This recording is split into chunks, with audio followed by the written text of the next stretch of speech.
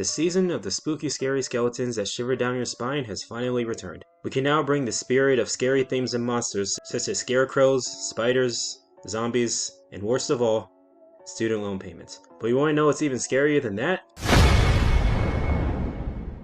That's right. And I have it myself. I hate it. But you want to know what sucks a little less? Is that I can watch terrible movies with you guys watching this video. And what better way to start the holiday season than reviewing a horror movie? Unfortunately for me, it's not a good one. It's Ouija. Said by critics, audiences, and just about anyone who loves horror, Ouija is known to be the absolute worst of the genre, at least before another terrible one took its place. And I wholeheartedly agree in terms of the physical alleyway beatdown that it got when it came out, and that it's still getting to this day. Yet somehow it still made a profit. That still boggles me to this day. However, that's not the reason why I'm reviewing this movie. I'm reviewing it because it came out on the exact same date and year as the first John Wick movie, on October 24th, 2014. And while Ouija dominated at the box office, John Wick was barely trailing behind, which is absolute horseshit. I mean, seeing the quality of John Wick and becoming the greatest action franchise of all time now, it almost didn't come to fruition because of this piece of shit movie. And it still pisses me off to this day how this movie made any money over this. But I'm glad at least it still thrived and that we can still enjoy it for what it is. Thank God for that. That's what makes me hate this movie even more. Not only is it not scary, but it's incredibly boring. Especially more boring than John Wick. And I can't wait to tear it up worse than what John Wick does to his enemies. So without further ado, let's get this over with. So we start the movie off following our main characters, Debbie and Elaine, who are playing the Ouija board. Debbie goes into extreme detail in terms of how the game works. First, the rules. You can never, ever play alone. You can never play in a graveyard. And you always have to say goodbye. Just calm down. You say it's only a game. Only a game.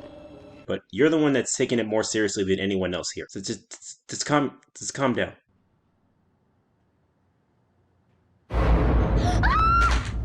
Seriously? That's how this movie starts? That's how you develop these characters? With just a cheap-ass jump scare? Man, this is gonna be we got an Oscar winner right here, don't we? So then we transition to Debbie, much older, a teenager, playing the Ouija board by herself. Even though she said earlier that this was against the rules. Either she's stupid or the movie's stupid. I'm gonna go with the latter. Actually, no, not the latter. They're both stupid. Both the movie and the character is stupid. This whole thing is stupid. After throwing the Ouija board into the fire, I don't know why she didn't throw in the entire set. The planchette's sitting right there. She gets a call from her friend Lane, inviting her to the basketball game at their high school. But Debbie decides she doesn't want to go just because. It's weird because the whole time she keeps having this eerie feeling towards the Ouija board, like as if she's possessed or something, or maybe the house is possessed or something, and she's right to feel that way, at least according to this movie. But for some reason, she wants to stay home. Remember that game we used to play where you ask questions about the future? The Ouija board. Yeah. A couple weeks ago, I played it. That is just a game. You know you've always been like this, right? What? Just a total and complete spaz. I like how this draws no concern to Lane that Debbie played it alone, even though she clearly knows what the Ouija board is, or what the board entails in terms of its purpose, and she draws no concern to the fact that Debbie decided to play it on her own, knowing that it's against the rules. And yet she just kind of plays it off as like, she's fine, it's not a big deal, she's my best friend, she wouldn't ultimately want to be an introvert for no reason. It's fine. You are both fucking idiots. So this leads us to a boring, supposedly scary scene with Debbie alone in her house, and everything around her is possessed. There's a moving door, like the burner from the stove goes off on its own. It's not very interesting at all. It's very slow and tedious, almost as if it's kind of like watching grass grow. It's that boring. She then goes up to her room and realizes, oh crap, the board is still there.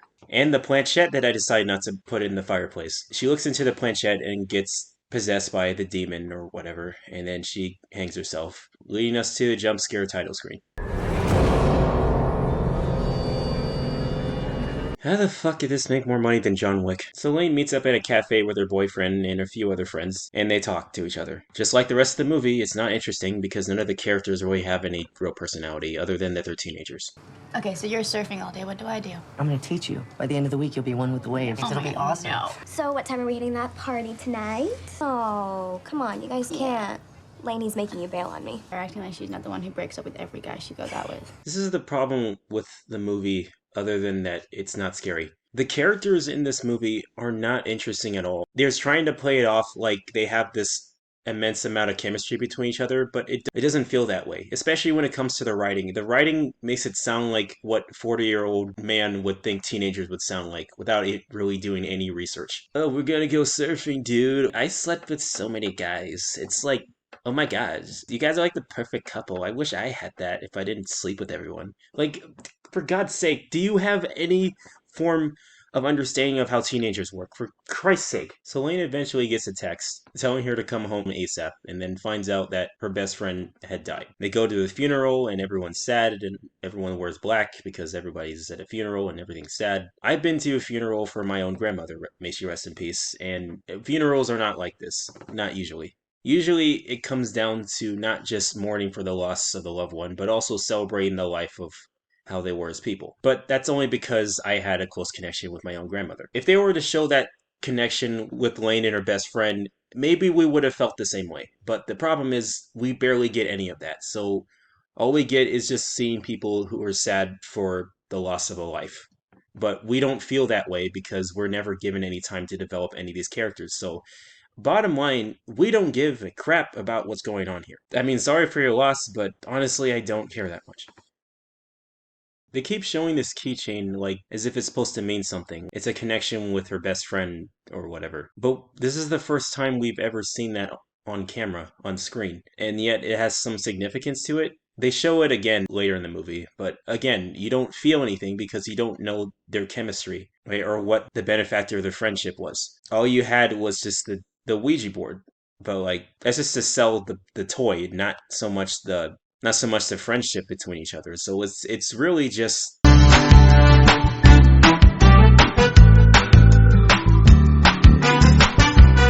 Really, Sarah? After everything that happened today, you have to do this.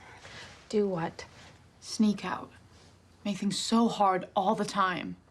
they also keep emphasizing the relationship between Lane and her sister as if it's supposed to be a toxic one. But again, we don't really have any context to that, other than that she sneaks out every now and then. It's like, all right, well, yeah, past teenager curfew, whatever. Even though they look like they're in their late 20s anyway, so it's shouldn't be that big of a deal. But they make it seem like it's a big deal. But it's like, honestly, I don't care because I don't know these characters that well. They don't give time to develop any of them. The only real argumentative encounter that we had between them was earlier in the movie when they were younger, and she just yelled at her a little bit because of that cheap jump scare. What are you guys doing? Get out of here, Sarah!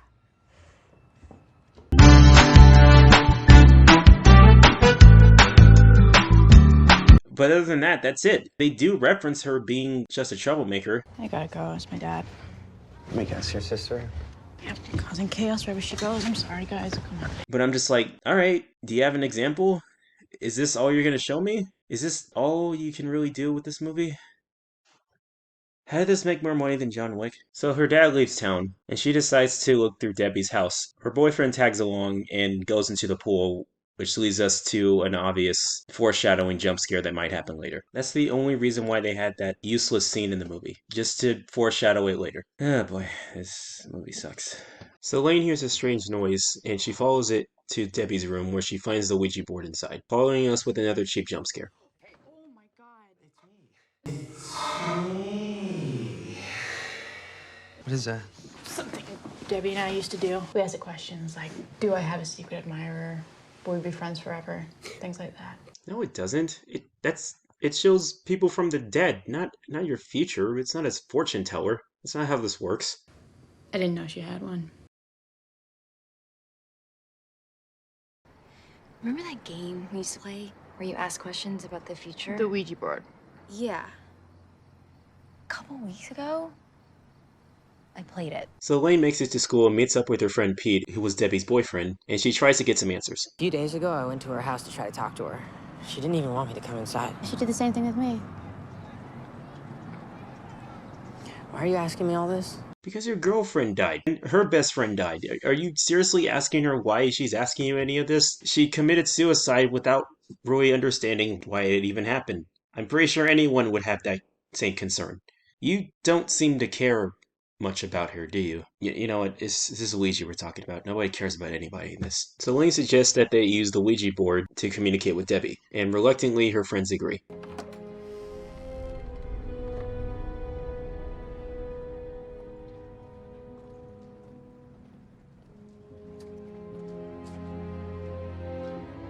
Okay, I never really mentioned this before, but I really don't like the music. It sounds like a generic Tim Burton, Danny Elfman score. It's trying to be scary and strange and, you know, all that horror stuff, but it doesn't come off as terrifying or scary at all. The movie itself is too boring for me to care, and listening to this music just makes me think of something much better than what this is. You know, like I said, with Tim Burton movie or a Danny Elfman score. It all sounds so much more creative when it comes from them than it does here. Here it just sounds like we got to play scary music for what's supposed to be a horror movie, even though the lighting is too bland for us to even make it into a horror movie or go the extra mile to even try to make it look like one. Because, you know, that takes effort.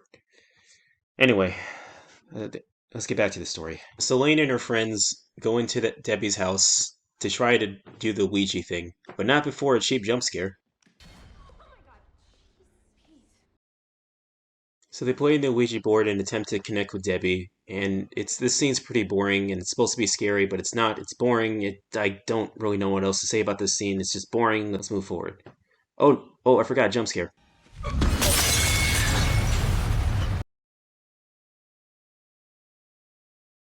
And I'm gonna be honest, I'm kind of skimming over these sequences because they're so boring and so uninspired in terms of scares. All it is just one of them walked into the dark and then something jumps at them, and then you see a hi friend, and then another one. Then you go outside in the dark, it's a hi friend, and then there's one that scrapes through somebody's desk, and then it starts to terrorize Elaine and her sister Sarah, and then again, hi friend on her laptop. It's not very interesting at all, and it's all just incredibly tedious and boring, so that's why I skimmed over it. How did this make more money than John Wick? They play the Ouija board again, and then they find out that it's not Debbie they're talking to, but someone called DZ. And apparently it's a girl who has her mouth shown up the minute they look through the planchette, and then they realize it's Mother that's trying to go after them. This is the glimpse of what we're supposed to be afraid of in this movie.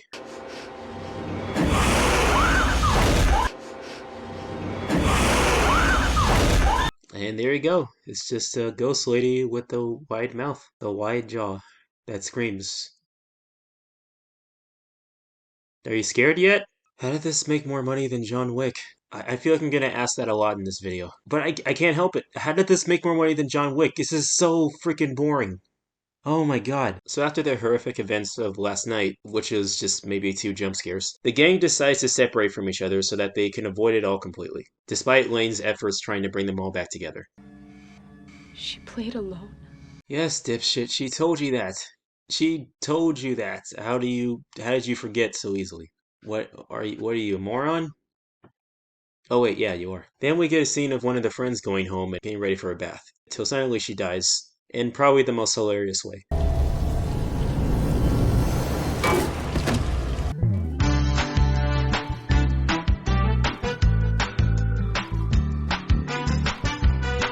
So Lane and Pete decide to investigate in the attic of Debbie's house because that's where Debbie found the Ouija board. And they find something even more sinister, so to speak.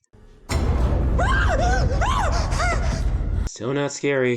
So Lane ends up finding pictures of an old family of 3, a mother and 2 daughters. One of the 2 daughters is the one that she saw whose mouth was sewn shut when she saw it through the planchette. So she realized there might be a connection between the Ouija board and the spirit that's haunting them. Her sources lead to meeting a person inside of a mental asylum, a patient played by Lynn Shay from the Insidious movies.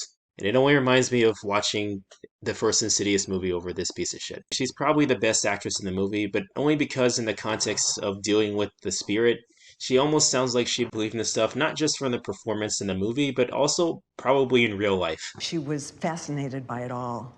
And when the seances got bigger and my mother really made connections, she needed a vessel to give them a voice. Who? The spirits. She probably thinks she's a psychic medium in real life. That's how into the performance she is with this movie. It's actually kind of funny and a little bit concerning as to why she keeps picking these kind of roles. But, you know, at least she's happy with it. So Lin Shaye suggests she needs to find the body of the ghost that's haunting them and cut the thread that's sewn onto her mouth. That way they'll be free from the curse or whatever. So Lane takes her advice and they do it as such. They go through a few jump scares and it's not scary at all. And then they finally get the job done and a bunch of screaming happens. And finally they do the deed or whatever. And then all's well that ends well. Just kidding. That means the movie's still going. God help me. How did this make more money than John Wick? And the spirit somehow travels to Pete, and he becomes possessed, and then he dies. Lane immediately goes to Lin Shaye, complaining to her that they thought that what she did would actually turn everything back to normal, but it actually made things worse. Lin Shaye confesses to her that it wasn't the mother that was trying to terrorize them, it was DZ herself, the daughter. Which means Lin Shaye is the bad guy in this movie. And honestly, I think she plays it off okay. If she were to play a villain in any type of movie, I think her performance, her acting chops could actually pull that off. It's just unfortunate that it's wasted in such a piece of shit horror movie. So it's another wasted potential into a piece of shit movie. How the hell did this movie make more money than John Wick? So Lane finally admits that enough is enough and they decide to burn the board entirely inside the furnace of Debbie's house. But before they get there, her boyfriend shows up before they do. It seems as though Sarah made it before he did. But it turns out it was a trick. It was a ghost haunting him the whole time, and then they throw him in the pool, like the movie was foreshadowing earlier. Like I said, it was weak foreshadowing, but you didn't care because, you know, the movie sucks. So they play a game against the ghosts one last time, and then Debbie shows up, and then they work together with the power of friendship and beat the enemy. Yay! So they go back home, realizing all their friends are dead, and mourn the loss for them. I wish I could feel the same because I don't remember a single one of them. And then Lane goes back to her room to find out that the planchette is still there. No shit, because she didn't fucking burn it. And then she looks through the eye of the planchette for some reason, I guess to close the movie, and then the movie's over. Fuck this. I'm guessing the reason why this movie made any money because it came out on near Halloween and people wanted to watch a scary movie, I guess, and this seemed like the best option for that. And I'm just thinking, really? This was the best option? This cheap Hasbro-ass toy somehow got its money's worth by bringing in a bunch of bored teenagers to watch a cheap PG-13 movie that's a horror movie? I mean, why are horror movies even PG-13 anyway? I feel like they should strictly be R-rated, personally for me, or else you'll get a piece of shit movie like Five Nights at Freddy's. The point I'm trying to make here is that when you limit yourself with the material that can automatically make it a horror movie marvel, it holds it back when the executive producers and the companies themselves hold it back. And Universal is no stranger to this, which is weird because when it comes to Universal, they actually do make some good work sometimes. Jordan Peele's work are one of my favorites from them thus far, but unfortunately, it's overshadowed by a bunch of bullshit like this. Boring, uninspired, and just an all-around, just an unentertaining mess of a film. And it's not even really a mess, it's just, well, here it is, we made it. It's spooky music, ooh, like, it's just a bunch of horse shit. And honestly, I still to this day don't see how this made a profit at all. If anyone went to see a scary movie, honestly, on that weekend, John Wick would have been your best bet. That man is fucking terrifying.